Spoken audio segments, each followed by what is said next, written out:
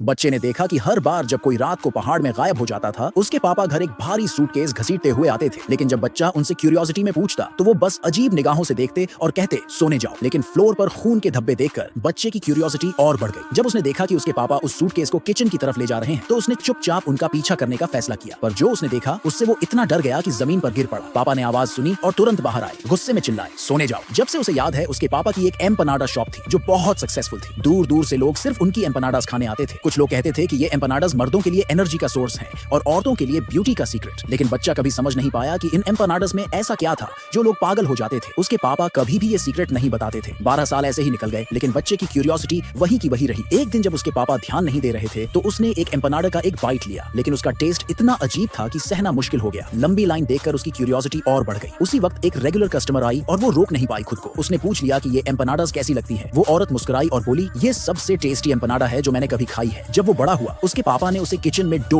गूंदने में मदद करने दी, लेकिन जैसे ही फिलिंग की बारी आती उसे बाहर भेज दिया जाता। एक दिन फिर से उसके पापा सूटकेस लेकर लौटे। इस बार बच्चे ने हिम्मत की और टाइटली सूटकेस पकड़ लिया। उसी पल उस जिपर से लाल लिक्विड बाहर निकलने लगा। पापा कुछ बोले नहीं, बस हमेशा की तरह सूटकेस ले जाने की कोशिश करने लगे, लेकिन बच्चा पीछे नहीं हटा। उसने पापा को जोर से धक्का दिया और मौके का फायदा उठाकर सूटकेस खोल दी। जैसे ही वो उसे पूरी तरह खोलने वाला था, उसके पापा ने उसे जोर से जमीन पर गिरा दिया। बिना कुछ कहे सूटकेस फिर से बंद की और उसे किचन तक घसीट ले गए। जब वो चले गए तो बच्चे ने फ्लोर पर गिरे उस लिक्विड को थोड़ा छूकर सूंघा। उसमें खून जैसी तेज स्मेल थी। अगले दिन जब वो एम्पनाडास बेच रहे थे तो कुछ कस्टमर्स बात कर रहे थे कि हाल ही में 2 लड़कियां और गायब हो गई हैं। बच्चे को तुरंत पिछली रात की सूटकेस याद आ गई। उसने प्रिटेंड किया कि बस क्यूरियोसिटी में है और पूछा क्या उन लड़कियों की कोई फोटोज हैं। बाद में जब दुकान बंद हो गई तो उसने डस्टबिन चेक किया और वहां एक खून से सनी हुई चीज मिली। वही कपड़ा जो उन गायब हुई लड़कियों में से एक ने पहना था। वो सीधा उस कपड़े को लेकर अपने पापा के पास गया, लेकिन उन्होंने फौरन वो कपड़ा उससे छीना और उसे पूरी तरह जला डाला। फिर भी बच्चा पीछे नहीं हटा। उसी रात उसने सीक्रेटली अपने पापा का पीछा करने का फैसला किया। उसने देखा कि पापा एक औरत से धीरे धीरे बात कर रहे हैं और कुछ टूल्स तैयार कर रहे हैं। तभी बच्चे के पैर के नीचे एक सूखी टहनी टूट गई। आवाज से उसके पापा चौंक गए और उन्होंने सीधा उस पर एक एक्स फेंक दी। थोड़ा और होता तो वो मर ही जाता। जैसे ही उन्हें समझ आया कि सामने उनका बेटा है, उन्होंने उस औरत को तुरंत वहां से भगा दिया। बच्चा उस औरत का चेहरा ठीक से देखने के लिए आगे बढ़ा,